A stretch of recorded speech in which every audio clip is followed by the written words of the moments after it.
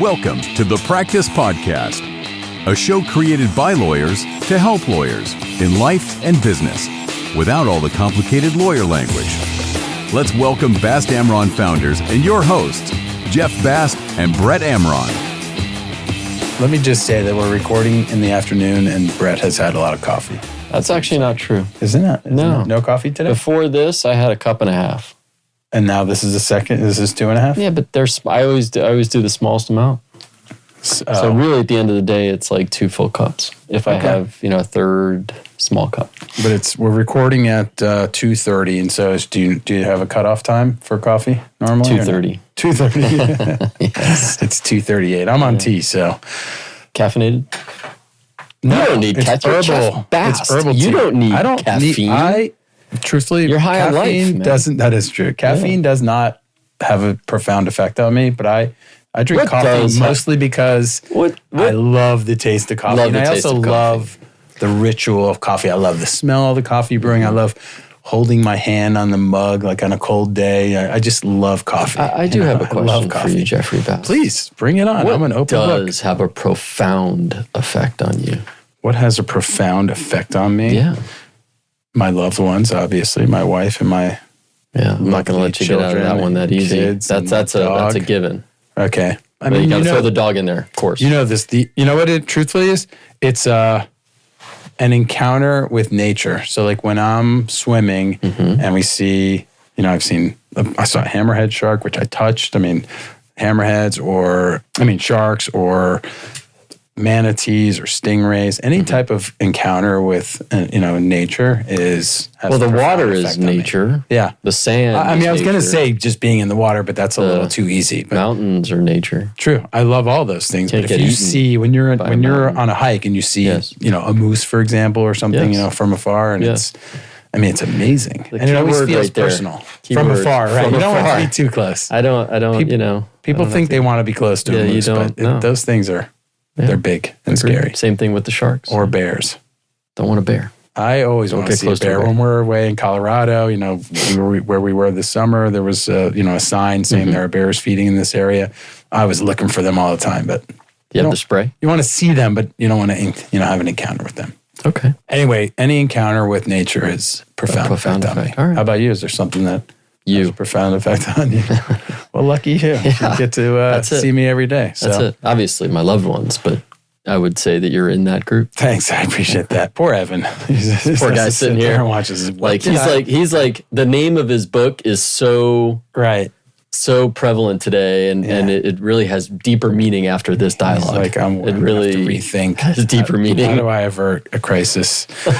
Our guest Wait, today, you got to pay him. Yeah, that's true. Trademark. Exactly. Our guest today is Evan Nierman. Evan is the founder and CEO of Banyan, which is a globally respected strategic communications and crisis management firm. He has more than 25 years of high-level experience in public relations, crisis management, digital media, international relations, and public affairs. And he and his team have advised hundreds of clients worldwide, including many who have been the targets of cancel culture attacks. He is regularly called upon by leading media outlets to offer insight and analysis. I've seen him on TV before. His writings on thought leadership and public relations frequently appear in prominent outlets such as Forbes, The Hill, Fast Company, and others. He also speaks at conferences and universities around the world. And of course, he's the best-selling author, and we're holding one of them in our hands. You can't see it because there's a podcast. And by we, it's me. Brett's got it. He is the best-selling author of 2 books. One is called Crisis Averted, PR Strategies to Protect Your Reputation and the Bottom Line. That one's a #1 bestseller on Amazon. That's right. And the other is called The Cancel Culture Curse, From Rage to Redemption in a World Gone Mad.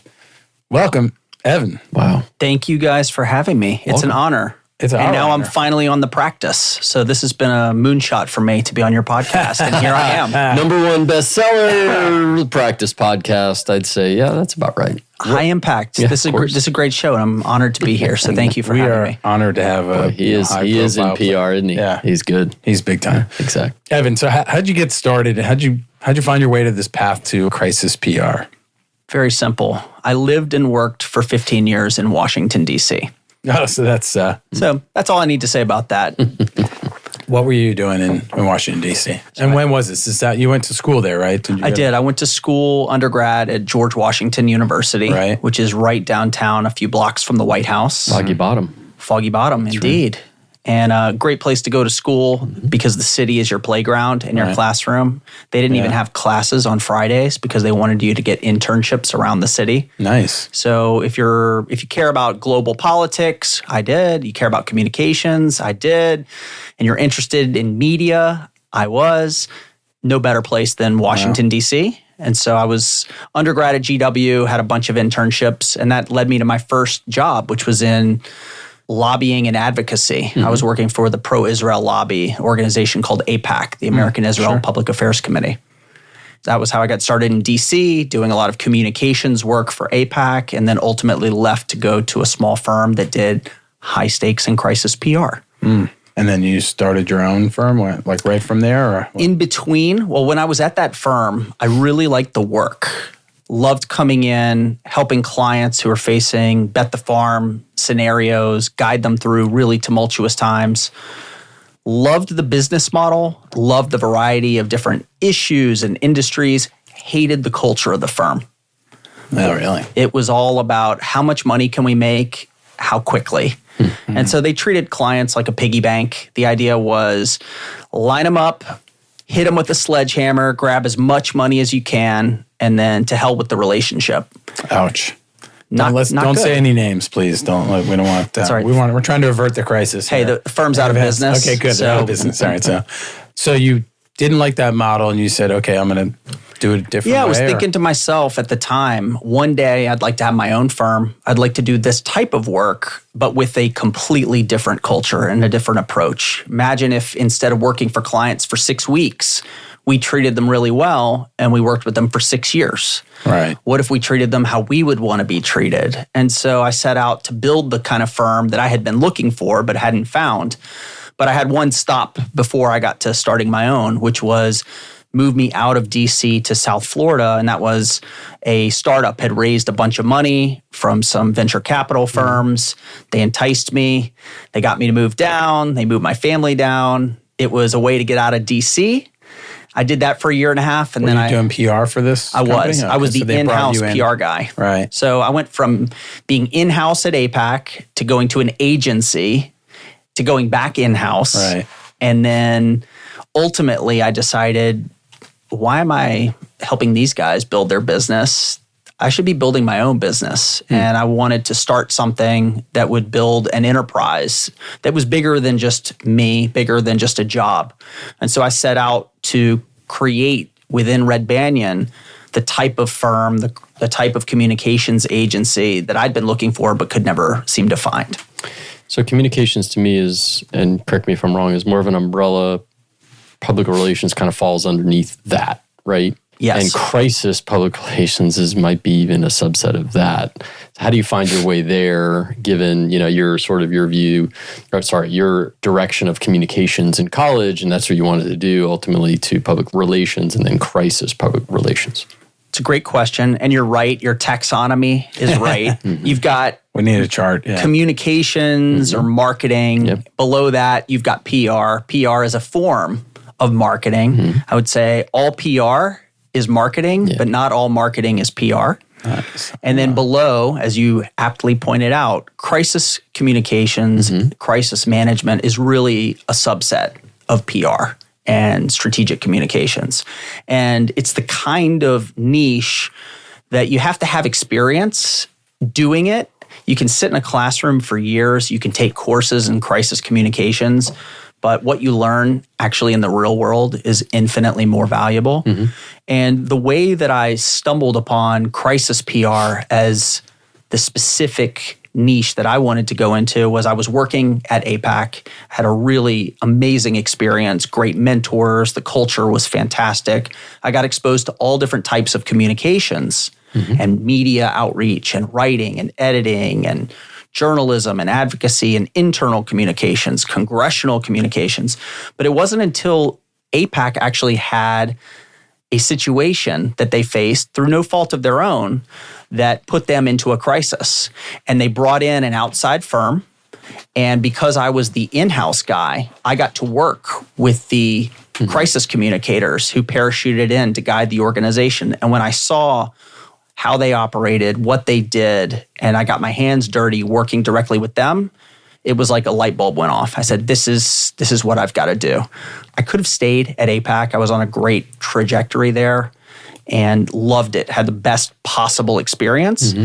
But I also knew that I needed to try something else. And so going through that experience with the crisis firm, that led me to work at a crisis firm, which I did. And then ultimately, years later, to start my own. Cool. And Red Banyan, how long have you had it now? We're going on 13 years. Nice. Excellent. Yeah. That's amazing. I love the story too. So just the idea of averting a crisis. To me, I understand PR. You're trying to really get your firm, your name, your company in the media, recognition. And I think of crisis as responsive. You have an issue. How do we, they bring you in to deal with it. But you wrote a whole book called Crisis Averted, which to me sounds like it's about avoiding the crisis to begin with. Is that a fair? I haven't read the book. I must admit, you brought it. What? Brought it to us. So, you haven't read my book? Not yet, but I promise I will. Okay, I'm going to hold you to that. Yeah, I'm going to read both of them. Thank you. Well, let me see. Let me commit to one. Let's see how that one Start with Crisis Averted. Exactly. It's an easier read. Okay. It's a little less academic, less dense. And I think it has pictures too. Yeah. Oh, that's helpful. They're few. I love a picture book. Any book with pictures. It talks a lot of trash about lawyers. Okay. Not your kind of lawyers. No. What does that mean? Never. Your kind of lawyer. Yeah, I know. No. It talks about lawyers who are locked into an old school approach where they don't want to engage with the press at all. They advise their clients to do the worst possible thing, which is to hang up on a reporter or to tell them no comment. It's an antiquated approach. It doesn't work in the modern world. Why is that the worst possible approach? Because even by not saying something, you're saying something. So I understand maybe you're representing a client. They have some vulnerabilities, and what you don't want to do is have a negative impact on a matter that's before a judge or a jury, et cetera, a case that's open. That's fine. There's plenty that you can say that doesn't have any impact on that and isn't going to get you in trouble, and you're not going to run afoul of the Florida bar or the bar rules, whatever state you're operating in. So imagine if instead of just saying nothing or saying, I can't talk about it or no comment, you don't get into the specifics of the case, but you say something great about your client and their culture and the respect that they've engendered in the community and their track record. Then that way, when a story comes out and it's talking about them, which is going to put them in a, by default, negative context because they're being accused of something, et cetera, instead, eat up some real estate in that piece by saying something good about them. Right. I like it. Right there, worth the price of the book already. Now I don't even think I need to read the book. Oh, that's just one of many points. I think you got to read it cover to cover. So to sort of tempt our listener a little bit further to want to buy the book, and you should buy the book for sure. Or they could download it and I'll actually narrate it to them. If you're finding my voice just so soothing. Absolutely. Did you record your audiobook? That's good. I did. It. Nice. It was written in my voice. It's my words, my ideas. So I thought, hey, they should hear from me. Okay. I like that. I listened to Bono's audiobook and I kind of feel like it would be the same thing listening to yours. For sure. More or less. I thought about maybe engaging someone like Darius Rucker or James Earl Jones of blessed memory. Yeah. I thought that maybe they would have or Morgan Freeman. Right. I would have liked to have. Morgan Freeman. I talked to them, but they all told me, we really think they should hear from you, Evan. Yeah. And so they all I think that was good advice. Directed me that way. I like it. Turning back to the question. Yes. What are some of the do's and don'ts, like just to sort of tease out some of the do's and don'ts, the bedrock principles when a crisis appears, although it has not been made public, to try to avoid that? Well, the biggest thing that you can do is the thing that almost no companies want to do, which is to plan for it in advance and actually have a crisis plan before you need one. So strategy, game it out before effectively. Right. Absolutely. Yeah. Game it out in advance. The time to come up with your strategy is not when you've got a reporter at the front door or when the cameras are in your face. House is on fire. Yeah, that's it. Yeah. You need to have we're having this conversation in Miami, hurricane season. You don't make your hurricane plan once the hurricane is already hitting. In the box. You do it in advance so that you've got everything there. It's all prepared. You've gamed it out. Businesses are the same way. and organizations. There's so much that you can do to get ahead of it. But interestingly enough, no one really seems to want to invest in that. I think part of it is psychological. They don't want to picture going through tough times. And part of it is financial. It's like insurance, though. No one likes to pay for the insurance premium, but when you need the insurance, you're damn glad that you bought it. And crisis communications is the same way. So in answer to your question, Brett, the first step is plan ahead. And if you plan ahead and you're prepared, you're going to lessen the impact when the inevitable happens, which is a crisis. So it's interesting because I would say it's not dissimilar to what we always say, which is, we're litigators, we're bankruptcy lawyers, we're not transactional lawyers, but we see the transactions when they go bad down the road. And so our view is always get us in there early when you're doing the transaction on the sunny day to plan for the rainy day so that if something happens, then the language will be in there and both sides, everyone will be protected, or there will be, this sort of scenario gamed out in the documents.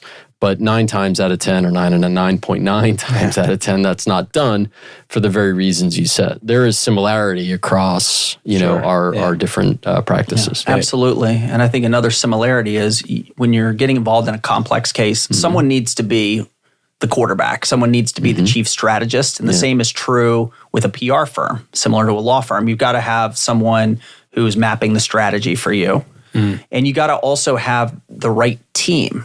And so you need to know in advance, ideally, who's going to comprise your crisis team.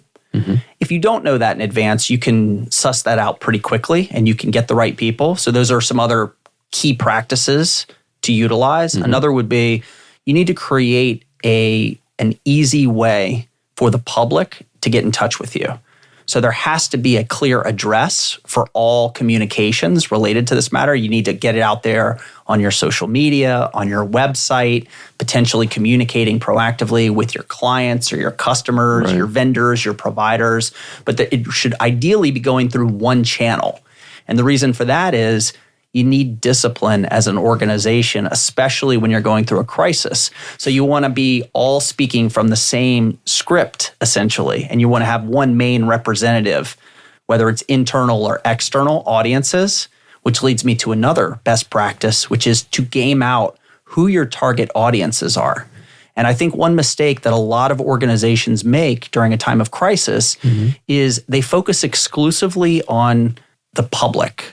They think about the press, reporters, journalists, bloggers, vloggers, influencers, important constituencies.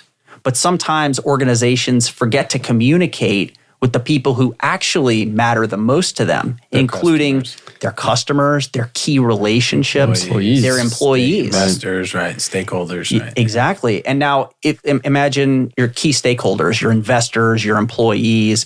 If you empower them with the talking points and you give them guidance on what they should say, what they shouldn't say, and everybody is speaking with one voice, you don't just have one spokesperson there. You've also got a whole team of surrogates and advocates who, even though they may not be the designated spokesperson to go on camera or to show up on a podcast or to answer the questions when the New York Times or the Miami Herald submits them, but you've got other people who are out there speaking well about the organization and driving a message. And I think having real consistency between the internal message, the external message, that's another key tenet of crisis communications that's really important. I like that. So one of the things you said, and is I know lawyers are particularly bad at this, but I think companies are too, and that is not saying anything or hanging up the phone. That I can understand because people don't want to say the wrong thing, right? Making up facts or not telling the truth, man, that kills me every time. Always because it's going to come back and to haunt you, and there will be a crisis. It will not be averted. Although some people it doesn't seem to affect at all. I don't want to name names, but there's some people who some people are Teflon. Some people are Teflon, and you're right. There are a few. They're few and far between. I would argue that some of those individuals have a unique propensity to do that and to get away with it. It's part of the brand. Yeah, exactly. I mean, it's just part of the brand, right? So I hear you, but that's got to drive you nuts when you come in after, right? And it's like, oh, there's another mess I got to clean up. Well, you made a couple of really good points. Yeah. So if you ever get tired of working with Jeff and you're looking for a new thing, we'll talk after. Yeah, you might have a future in crisis communications. You guys want me to leave? That's right. Nelson, can you take over? Yeah. He said no. All right, go ahead. So Brett made a good point. I want to hear this. You made a really good point. All right, let's end the podcast right there. All right. Yeah, go ahead. Don't lie. Excuse us. We need to step into the conference room. Brett, don't lie. Tell us, Brett. Do not lie. Yeah. There is no reason to lie. Right. You can choose what you emphasize and what you talk about. You want to drive a message. People get it wrong. They say there's two sides to every story. No, there's more than two sides. There's usually three. Some people say there's one side, there's the other, then there's the truth. I think about it as a sort of two poles, and you've got one view on one end, another view at the other, and the truth is somewhere in that gray area in between. No one typically has a monopoly on the narrative. But what you can and should do is be careful not to purposefully or otherwise say things that aren't true. So if you don't know the answer and you're in a crisis, when you're in a time of crisis, the worst thing you can do is make it up on the fly to panic and compound your misery by doing the wrong thing. And if you don't know the answer, it's okay to say, I actually don't know the answer to that, but I'm going to find out and I'll come back to you. Or you use a bridging technique, which we use with people when we media train them, which is, that's a great point. I think we should, and then you jump to the next topic. So then you find a way to artfully avoid the question that you don't know how to answer and move it back towards safer ground. Yeah, the artful dodge. Yes. But you don't want to lie. You don't want to misrepresent because the truth will come out. Sure. Right. And you want to be consistent about doing something that I describe as press the truth.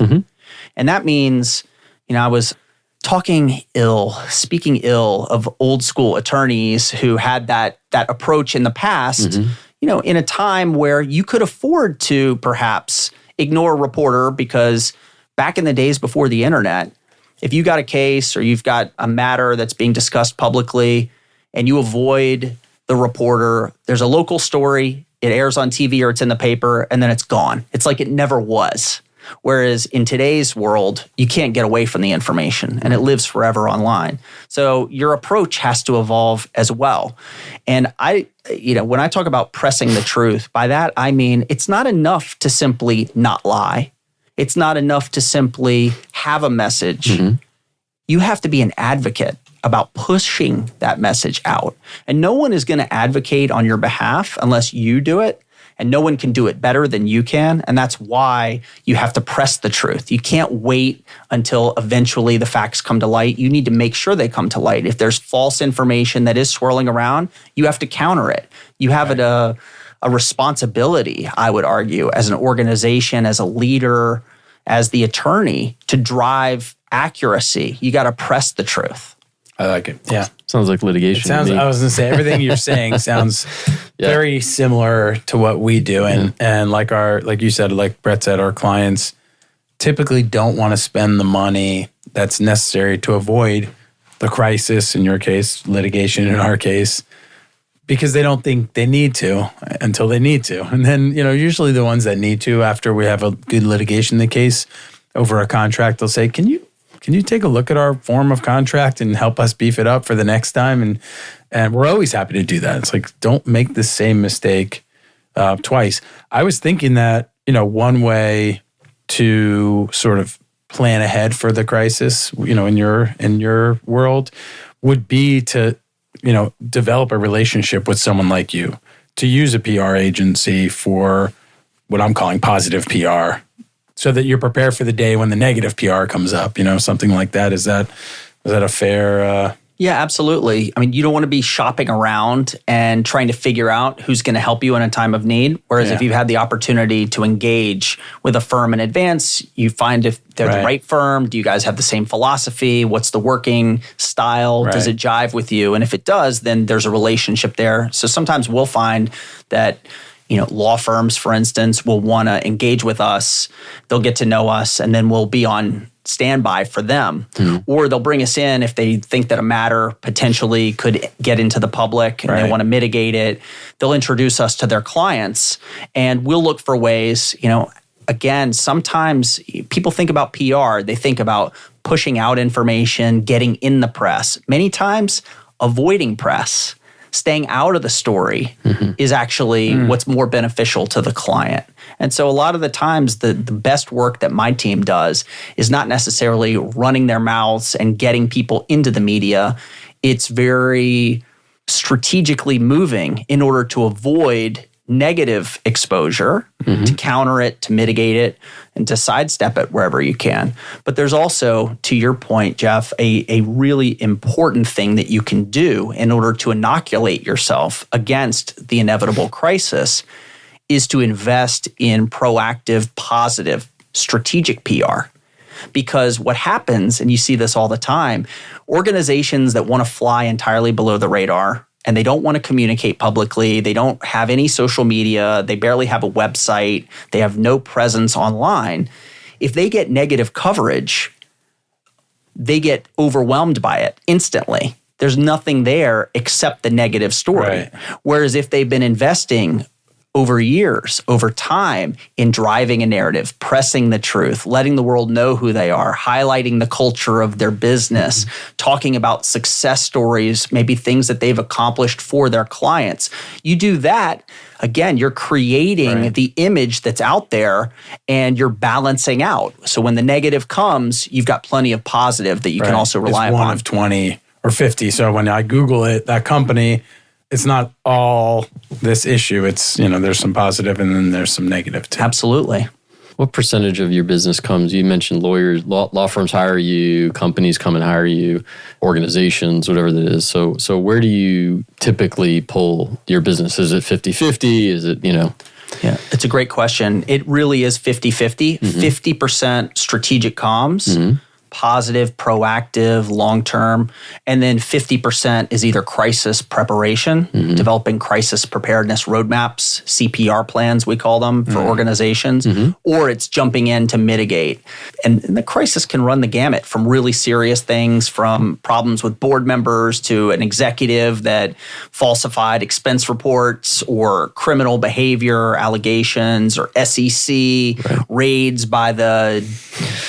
You fill in the three-letter agency. It happens all the time. But it can also be more innocuous things like negative reviews or disgruntled employees who are out there bad-mouthing the company. Gotcha. What is and what do you mean by, I think we're kind of veering your other book, the cancel culture curse? I think we know what cancel culture is, but what's the cancel culture curse? Yeah. Besides an excellent book that I haven't read.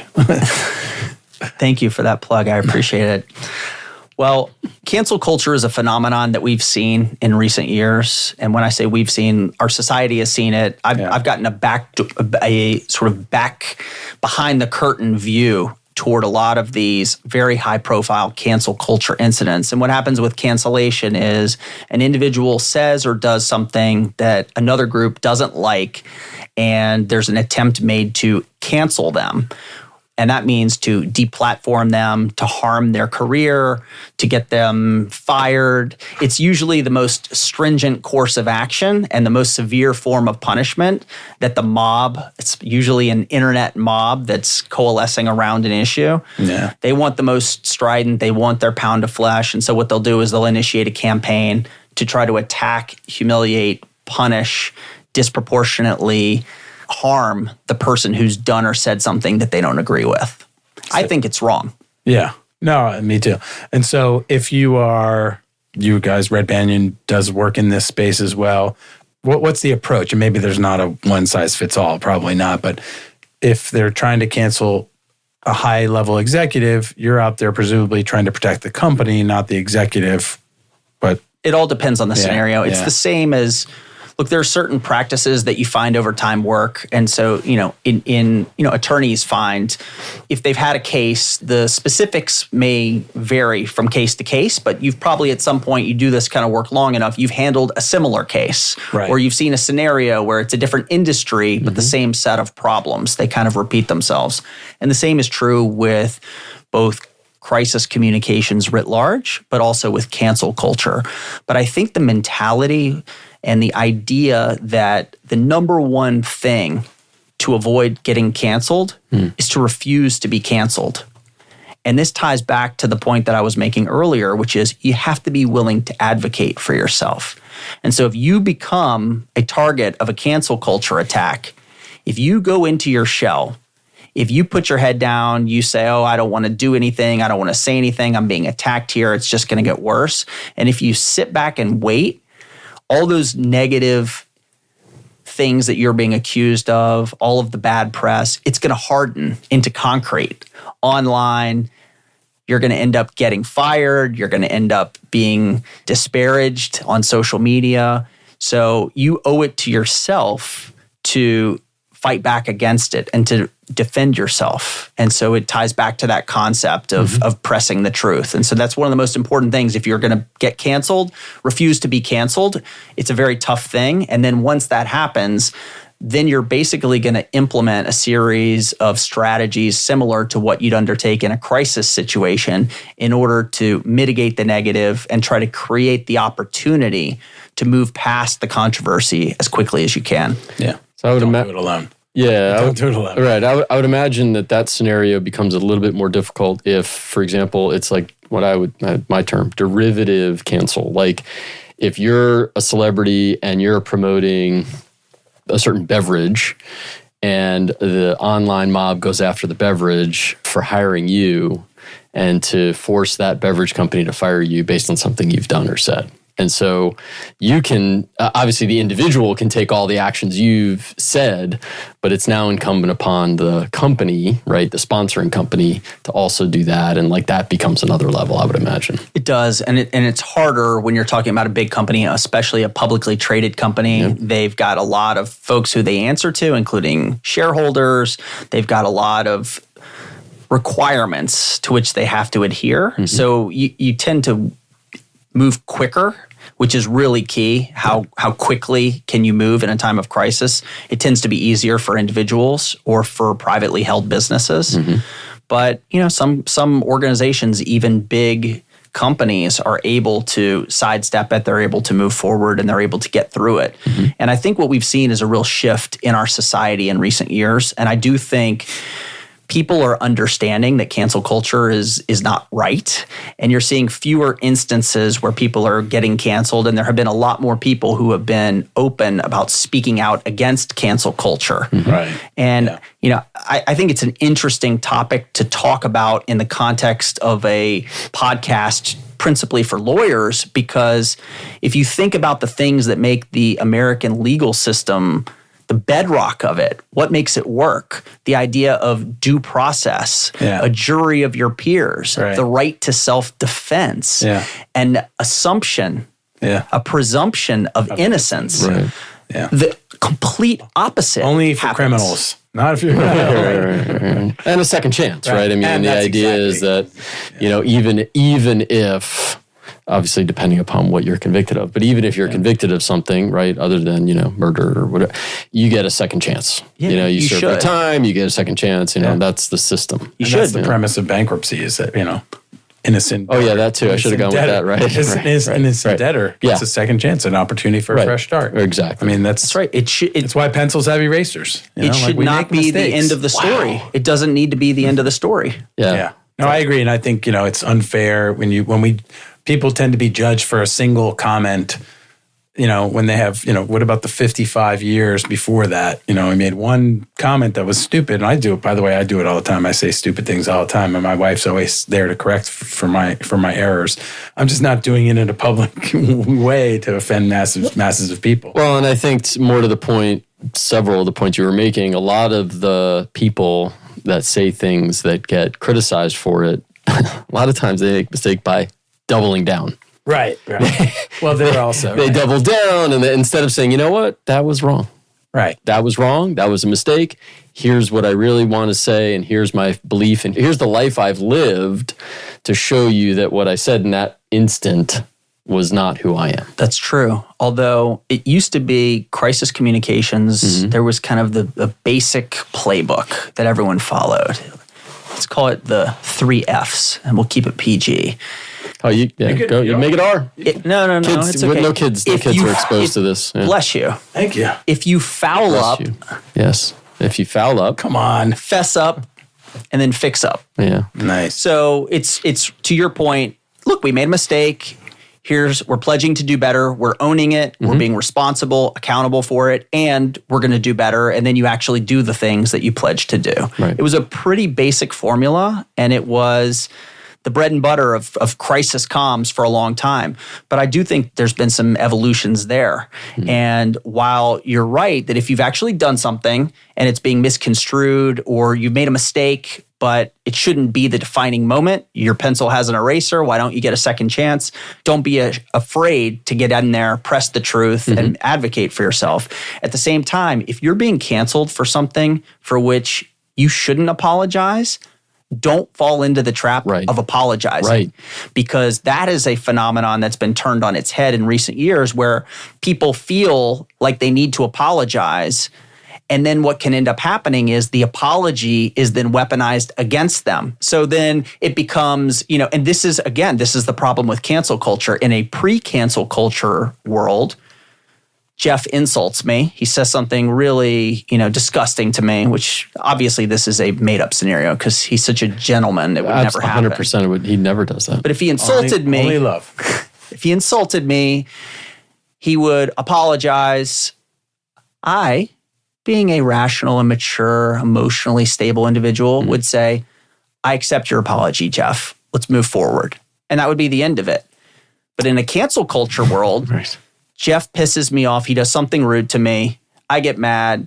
He apologizes and immediately falls on his sword and he's over the top. But maybe he really didn't say anything that for which he owes me such an apology. And then as soon as he apologizes, I go, aha, you see? You admitted it. You admitted it. Right. You are. You're just a bad person. You admitted that you did something wrong. This is just who you are. This is what you're about. And so then the apology ends up being used against the apologizer. Beating a dead horse. It's a like over and over and over again, right? I mean, okay, move on. It's a tough situation because there needs to be, we want to encourage people that own their mistakes and to be able to apologize and move forward. And now there's this delicate, the fear of apology, and it's a shame. It's a shame. It really is. It's a sad state of affairs. You could even call it a curse. It's a curse. I would call it the cancel culture curse. I like that. If I was going to write a book on the topic, very alliterative. I do like the title. Has titles are great. Crisis been averted today? I believe so. All right. That's the goal. Hopefully we've achieved that goal. This was fun, Evan. We'll see what listeners think about this episode. Tell us what you thought about this episode. Please send us a note. Give us a 5-star review if you liked it. If you didn't like it, don't give us a review, but tell us tell us how come you didn't like it. Share the show, subscribe, and we will see you next time. Evan, thanks. Thanks, Evan. Thank you guys for having me. Thanks, Nelson. A lot of fun. Jeff, you're the man. You are. For more information on this show and other resources, visit fastamron.com and connect with us on LinkedIn, Facebook, and Instagram @FastAmron.